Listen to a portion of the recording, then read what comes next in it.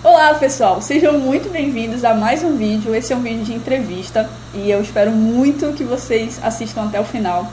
A pessoa que eu vou apresentar para vocês é um arquiteto conforteiro também e eu tenho certeza que vocês têm muito a aprender nesse rápido momento que a gente vai ter de conversa.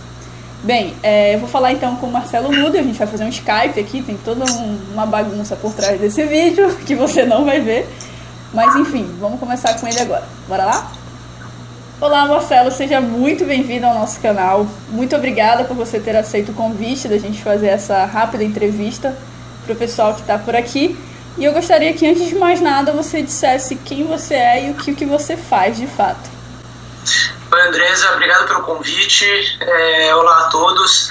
Bom, meu nome é Marcelo Nudo, eu sou arquiteto de formação. Me formei em 2004 no Mackenzie, em São Paulo.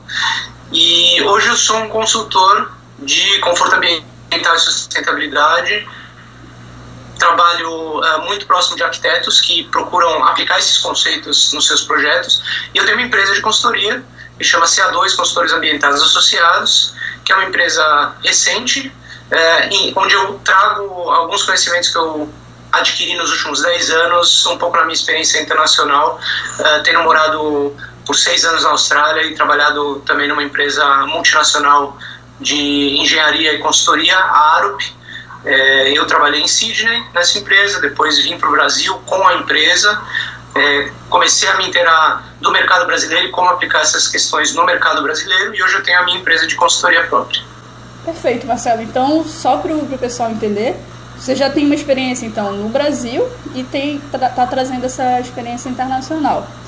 Eu fico muito curiosa em saber como é que é esse universo lá fora, então você pode falar um pouco mais sobre como é que foi essa tua experiência lá fora? Perfeito. Bom, a ideia de ir para fora surgiu quando eu estava terminando a faculdade, né, entre 2003 e 2004, e as questões de conforto ambiental e sustentabilidade começaram a me interessar muito. E eu comecei a perceber que a minha base na faculdade tinha sido pobre. Né? Eu acho que a maioria dos arquitetos hoje no Brasil compartilha com essa opinião minha, que a base na faculdade é insuficiente nessa área. E eu comecei a me interessar muito por esse assunto, e naquela época ainda começava a se falar aqui no Brasil sobre sustentabilidade, conforto ambiental era algo muito ainda mistificado. Dizem que os arquitetos modernistas aplicavam questões de conforto ambiental como se fosse algo do passado. Bom, eu senti necessidade de aprender para aplicar nos meus projetos, né? E não tinha como aprender aqui porque era muito escasso o conhecimento, muito diferente de hoje. Então eu decidi ir para fora. Já era uma vontade minha de morar fora também. Fui para a Austrália porque você tem ali uma gama de soluções arquitetônicas. O clima é muito semelhante a algumas regiões do Brasil, principalmente a região aqui a região de São Paulo, até mais para o sul, né, que está mais ou menos na mesma latitude que Sydney, Melbourne. Eu fui para Sydney, eu sou de São Paulo, continuo hoje em São Paulo, e eu escolhi um curso que me desse uma boa base técnica nas questões de conforto ambiental e eficiência energética. Quando eu cheguei lá, eu percebi um mercado interessantíssimo, porque é como se aquilo fosse já uma questão corriqueira. Não é algo excepcional, não é algo que você contrata um arquiteto, você contrata um especialista não, o arquiteto conhece aquelas questões. Sim. Às vezes, quando você precisa de um refinamento um pouco maior, existem especialistas, né? E foi aí que eu ingressei nessa empresa Arup, alguns de vocês devem conhecer, é uma empresa multinacional, e foi aí que eu comecei a entrar nesse mundo de consultoria para conforto ambiental, sustentabilidade e eficiência energética. A minha ideia inicial era estudar, aprender, voltar e continuar trabalhando com projetos de arquitetura, coisa que eu fazia antes de ir. Mas a vida me levou para isso, e hoje eu me interesso muito mais por auxiliar os outros arquitetos, né? Estudando cenários, orientando como projetar, sim, do que fazer os projetos propriamente ditos. Então eu encontrei um mercado bastante maduro na Austrália. Ô Marcelo, agora para o pessoal que deve estar curioso dessa sua experiência lá fora, que arquitetos você teve contato e quais projetos você chegou a trabalhar junto com eles? Legal, bom, eu tive realmente a oportunidade de trabalhar com projetos muito interessantes, escritórios que já têm em si essa cultura do conforto ambiental e sustentabilidade, mas que na maioria das vezes também precisa de uma assessoria especializada. Trabalhei com muitos escritórios bons locais, mas alguns escritórios também internacionais. Um local que eu acho que até vale a pena conhecer o trabalho deles é o FGMT, né? O Rayane, que é um aqui, escritório local. Pedi para a Rayane colocar para a gente. Legal, é o FGMT, é um escritório local interessantíssimo. Eu trabalhei com eles num projeto que chama Darling Quarter, é um projeto sede de um banco local, e o grande desafio aqui era resolver um átrio central todo envidraçado. Como você consegue trazer luz natural e ao mesmo tempo controlar as cargas térmicas desse átrio? Sim. Né? É o que mais perguntam pra gente. Como é que a gente controla o conforto térmico com o conforto lumínico? Exato, não é fácil. Existe aí um ponto ótimo entre quantidade de luz e quantidade de radiação. Foi um dos projetos mais interessantes que eu trabalhei. E o resultado ficou belíssimo como projeto. As próprias fachadas, se vocês tiverem a oportunidade de ver as imagens, as próprias fachadas, cada uma tem um conceito diferente e elas respondem ao nível de radiação e ao ângulo solar incidente. Perfeito, tá? né? Então foi um projeto quase que artesanal. Tá? Outros projetos interessantes que a gente trabalhou com arquitetos famosos, nos Estados Unidos, no projeto Come and Go Headquarters, que está em fase de projeto ainda, está provavelmente já no início da construção agora, nesse momento, em Iowa, nos Estados Unidos, do arquiteto Renzo Piano.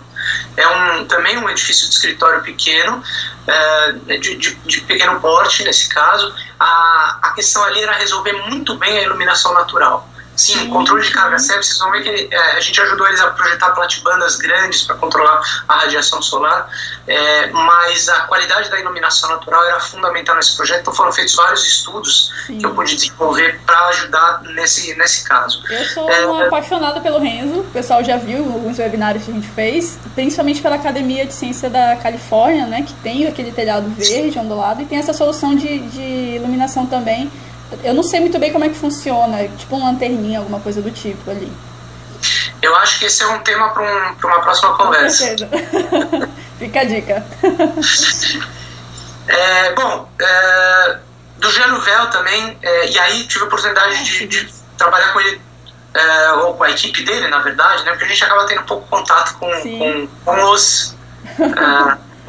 os nomes, né? Mas o One Central Park, em Sydney, do Jean Nouvel, é um residencial de alta densidade, com uma qualidade de ocupação. A preocupação ali era conforto ambiental ao extremo, tá? Vocês vão ver que nas imagens aí, se vocês puderem mostrar, são as maiores paredes verdes de um edifício no hemisfério sul. Que massa! Interessantíssimo. Eu até, agora pensando num tema para uma outra conversa também, existe um sistema de reflexão de luz natural para uma praça central ali muito interessante que vale a pena pesquisar um pouquinho. Do Jean Nouvel também, agora trazendo para o Brasil, o Jean Nouvel, esse projeto é recente, eu pude trabalhar com a equipe dele no projeto Torre Matarazzo, em São Paulo, que é um hotel que começou a construção agora em São Paulo, e ele é todo trabalhado com brises de madeira. Lindo. E a gente pode ajudar no dimensionamento desses brises, orientados especificamente para cada fachada. Sim. E por último eu queria mencionar também o Norman Foster. Trabalhei num projeto dele. Só o Norman Foster, né? Vamos lá. E aí talvez seja um dos meus preferidos, é o Norman Foster. Eu acho que ele tem uma preocupação extrema com o conforto ambiental. De todos esses arquitetos que eu já pude trabalhar, talvez o Norman Foster seja aquele mais técnico, mais preciso, aquele que mais adota as estratégias recomendadas. Um dos empreendimentos foi o Barangaroo Redevelopment, que é um conjunto enorme de edifícios de escritórios e residências na orla de Sydney, numa zona portuária que está sendo requalificada. E também trabalhei num projeto com ele em Madrid, bem recente também, que é uma requalificação de um edifício histórico que funcionava como um hotel, está sendo requalificado como um edifício residencial. Nós tivemos que fazer uma série de adaptações ali para adequar essa envoltória à legislação de eficiência energética e conforto ambiental atual da Espanha. Então foi uma experiência fantástica também. É meio que um retrofit, Marcelo? Seria algo por aí? Sim, foi um retrofit. Uma parte da fachada tombada foi mantida. Boa. E teve que ser transformada.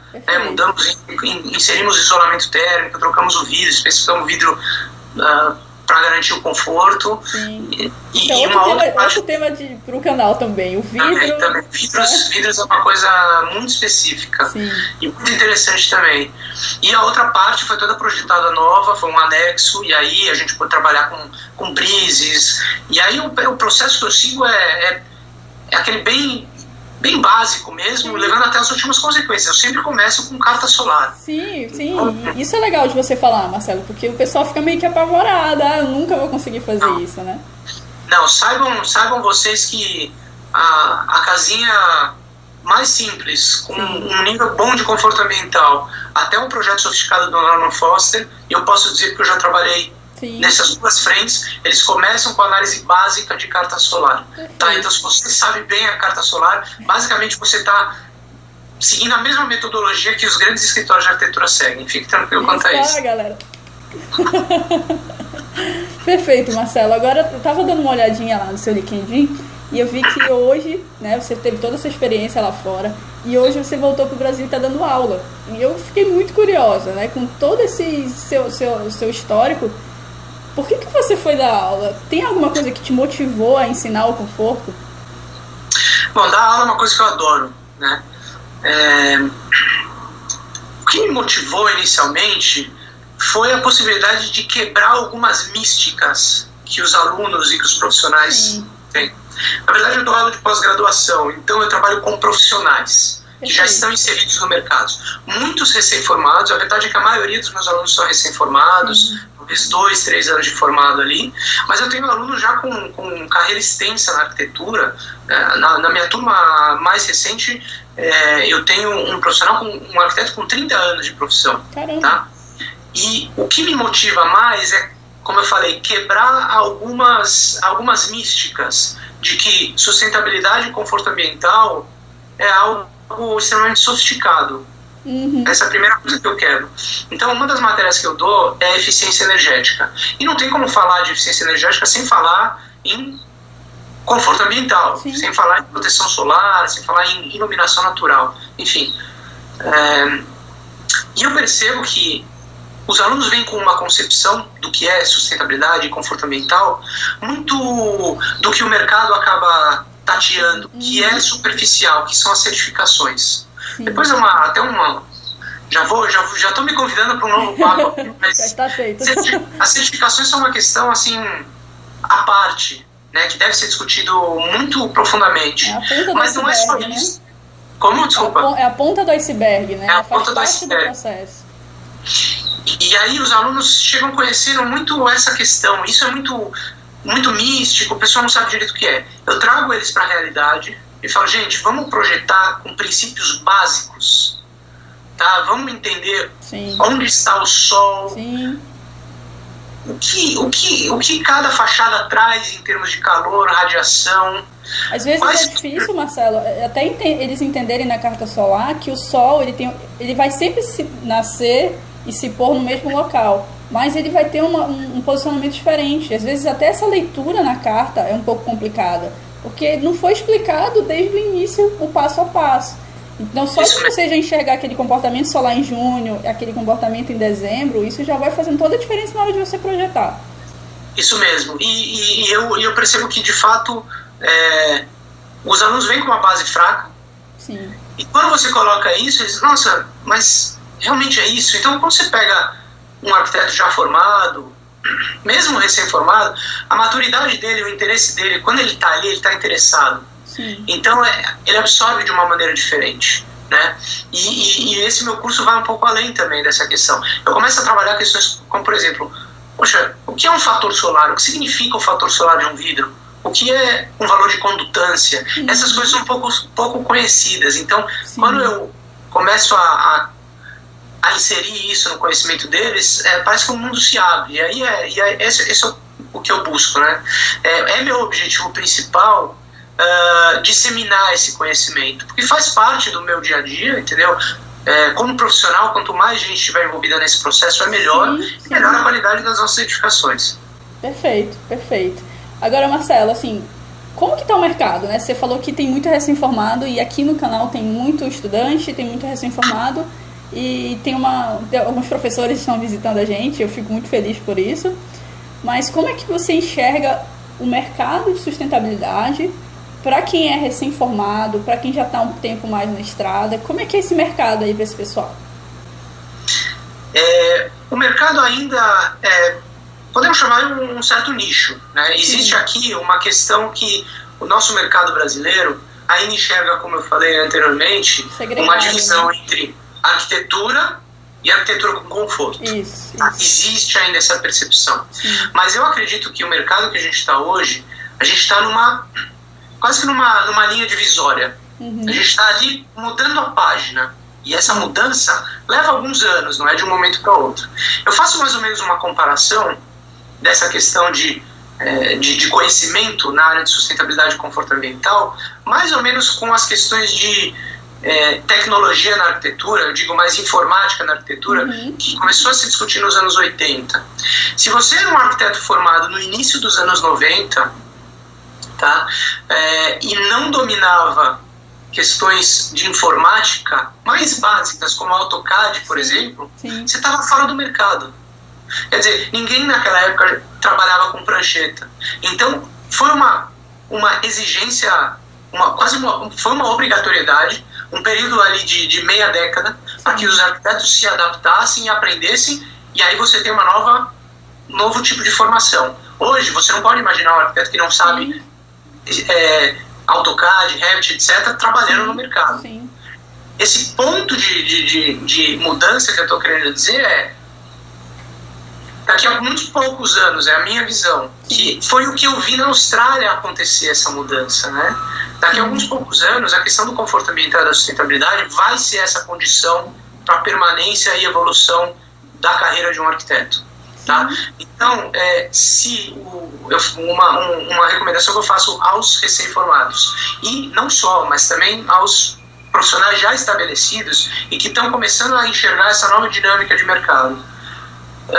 Atualize-se nessa questão. Você não precisa virar um especialista, porque você tem outras questões a tratar, mas você precisa dominar o básico, pelo menos, porque isso é uma condição para crescimento de carreira e manutenção no mercado. É difícil você, daqui a pouco, clientes vão começar a selecionar a dedo os arquitetos para os seus trabalhos, e aqueles que tiverem esse conhecimento saem na frente, sem dúvida. Até porque o cliente é quem está no ambiente e ele que sente de fato o que está acontecendo ali ou não, então ele vai exigir do arquiteto. E, inclusive, Marcelo, isso já é uma ponte para a minha próxima pergunta para você. Às vezes o arquiteto ele ainda está num ponto cego tão grande que ele não consegue perceber a responsabilidade dele no momento de projetar e não considerar o conforto térmico. Ou então ele encontra uma solução para uma fachada e aí ele acha que aquilo está resolvido e só faz replicar para as demais, sendo que cada um é um organismo vivo mesmo no ambiente, né? O que você acha desse ponto, assim? Olha, não existe nada pior do que você passar por um processo de projeto extremamente bem feito, você produz um projeto extremamente bem resolvido espacialmente, esteticamente, mas quando o teu cliente ocupa esse espaço, ele se sente desconfortável.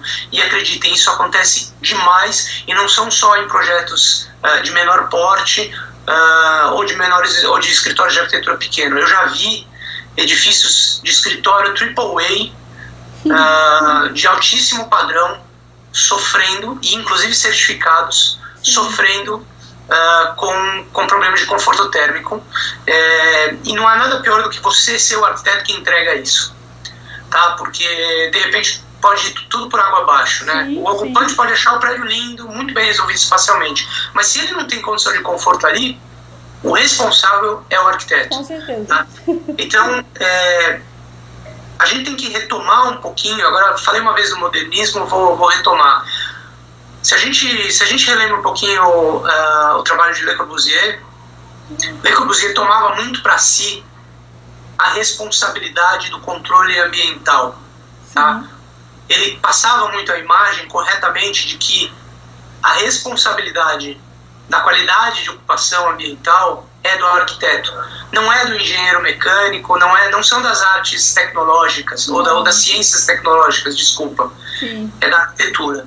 Isso foi replicado nos primeiros anos do modernismo brasileiro, inclusive pelo Niemeyer, pelo Rino Levi, pelo Lúcio Costa, e depois isso se perdeu. Quer dizer, parece que a gente entrou numa fase em que é quase que não é responsabilidade do arquiteto tratar dessas questões. É responsabilidade do arquiteto, é ele que vai levar a conta depois. Se fizer bem feito... Ótimo. Ótimo, não só ótimo, como você replica isso, até no boca a boca, né? Olha, sim, construí minha casa, o meu prédio de escritório, e é extremamente bem feito do ponto de vista ambiental. Você replica e eventualmente você acaba inclusive aumentando o valor do teu projeto. Você pode cobrar mais pelo teu serviço, que é superior. Isso é um outro ponto importante, né? Os projetos com conforto, eles têm um plus que eu vejo até um pouco negativo, porque isso era uma obrigação de ter em todos os projetos. Mas ele tem um plus, sim, que ele tem um valor que é mais percebido, um valor maior mesmo. E uma coisa que eu percebo aqui no canal, que me deixa ao mesmo tempo muito feliz e me deixa um pouco triste, porque a gente tem visitas de engenheiros, tem engenheiros assistindo essa transmissão, e logo que eu iniciei o canal da Andresa Barbosa aqui no YouTube, eles eram muito mais engajados, muito mais interessados. Os arquitetos foram chegando depois, mas logo no primeiro momento eu tive um impacto. Eu disse, meu Deus, eu fiz um canal para arquiteto e quem mais está me fazendo pergunta, quem mais entra em contato comigo é engenheiro. Perfeito. Hoje não, hoje isso está muito equilibrado. Eu fico feliz hoje de ver que tem muito arquiteto sim aqui no canal, principalmente a galera que é estudante, que está percebendo que tem essa oportunidade de mercado aí. Hoje as coisas estão bem mais equilibradas, né? Até por números mesmo. Mas eu percebo que o engenheiro ele não está fora parte disso, ele percebe que tem algo interessante aí.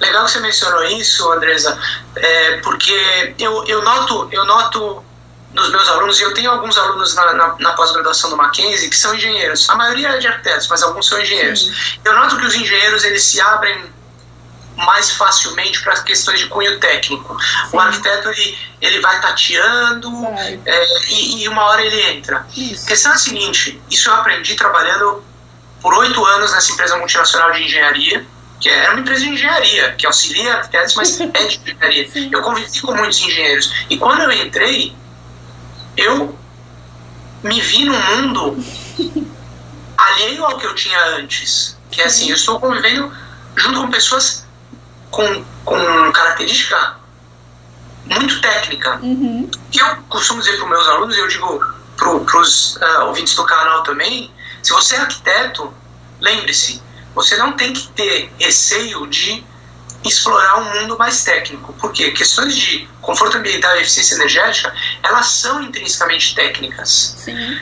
O que a gente explora aqui, o que eu exploro no meu trabalho, o que a Andresa explora no trabalho dela, o que a Andresa explora nos vídeos que ela faz e no canal, na verdade, a gente está falando de uma ciência. É a ciência da arquitetura. Sim. Em que você pega toda a preparação do arquiteto do ponto de vista de estética e elaboração de espaços, funcionalidade, sim, etc., e agrega uma camada de conhecimento que é o que a gente chama de física da edificação. É uma análise que identifica trocas de energia e de calor pela envoltória, entrada e saída de ar, sim, luz natural. Essas questões fazem parte de uma ciência e, portanto, elas envolvem análises bastante técnicas e que às vezes os arquitetos acabam fugindo um pouco disso. Sim. Não fujam disso, é necessário, e os conceitos básicos de conforto ambiental, eles são simples, acredite se quiser, eles são simples o suficiente para que você possa aos poucos se familiarizar até que isso vire natural para você. Sim. Então, não fuja dos números, não fuja dos cálculos, tá? Então, se aproxime mais dos engenheiros, e os engenheiros se aproximem mais dos arquitetos. Sim. É que é assim que a gente faz um bom projeto. Sim, sim. Não, eu costumo falar aqui para eles que é simples. Simples não necessariamente é fácil, mas é simples. Não é nada de outro mundo que você nunca vai conseguir fazer. E, inclusive, essa é até a próxima pergunta, já caminhando para o final da nossa entrevista, que é... Teve uma pessoa essa semana que veio desesperada, dizendo assim, eu gosto muito, eu curto, mas eu nunca me imagino conseguindo fazer análise de brise com iluminação, casar as informações, eu não vou conseguir. Eu até disse, calma que você já está conseguindo, você já está aqui, já é alguma coisa. Mas, Marcelo, me dá, por favor, o seu depoimento para esse pessoal que acha que se sente do zero, que saiu da faculdade, se sente com uma base muito fraca. É possível que você que se sente assim, conseguir chegar num nível como você e até maior do que você?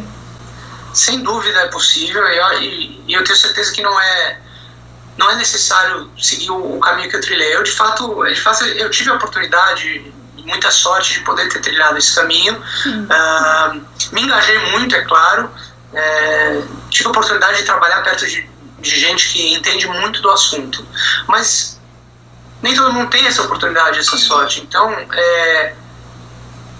é possível trilhar esse caminho desde que você tenha paciência, porque não é da noite para o dia que você vai aprender. É uma ciência, toda a parte que você precisa cultivar e estudar.